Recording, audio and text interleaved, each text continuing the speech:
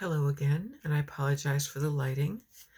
So I'm kind of on a roll here because finally, because I've been going through my desk and sorting papers and folders and poems, and I swear to God, one of my collections is going to be called "Written on a Wet Cocktail Napkin" because I had poems written on napkins, the backs of matchbooks, back when those were a thing, rather than just lighters. And but this is one I actually found that I had written and copied down. And again, I'm just doing this to practice, and and I really do think this is one of the ones I'm going to read at the reading because it means a lot to me, and it's called Darling. Darling, he often calls me. Such a lovely and old-fashioned word. A word used to charm, to court, to entice, and to woo. It would seem to me lovers rarely court or woo anymore. A shame. Darling is a most tender endearment, the L in the middle, which gentles the tongue and shivers the ear. Darling. A word which compels me to lean in close to his mouth, to hear it uttered in whisper form. Darling is soft affection with embers of passion just underneath those two mellifluous syllables. Darling is a word which can be awkward, even sarcastic, unless one means it. And he does. He means it. I love how he says darling. I love that word spoken specifically in his accent. No, not French or Italian or Spanish. Brooklyn. Darling. Darling is a grave felt fedora of a word, worn by a gentleman, truly a gentle man, who wants to kiss the back of your hand, who wants to light your long, slender cigarette, while his gaze never takes leave of yours. Darling is a word unafraid to feel. Darling is its own one-word lyric, a romantic word which opens a door ornate, or an opulent gate, to the world of another age, a more elegant time. Darling is an embrace in word form. I hope I am always his darling. Wrote that October 7th of last year. So I like that one. That one kind of means a lot to me. This little tiny piece of crumpled up paper is not dated. It's short. I wandered the soft twilight of my imagination, pondering how your hand in mine, whoops, let me start over.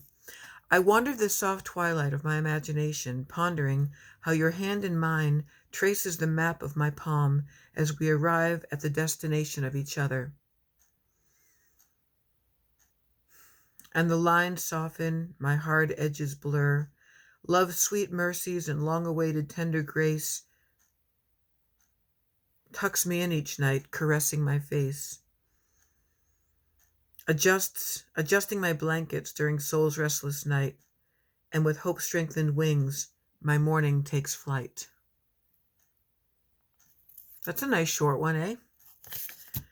So, yeah, the juices are flowing. I'm getting kind of, into this. I'm getting excited about taking it out of the realm of just always thinking about it and planning it and procrastinating and looking at that damn stack of papers on my desk, which is now a nice little pile of folders. And I've got more things here on the floor, my newspaper articles that I've written, um, other genres of poetry and essays and writings. There's so much. There's so much because it's all just been up here for so long, or just written down for myself.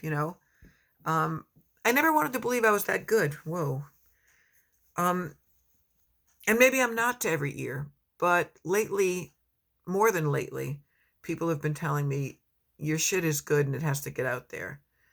Someone recently said to me, your gift is so strong it would actually be wrong to not share it because people need to hear your message.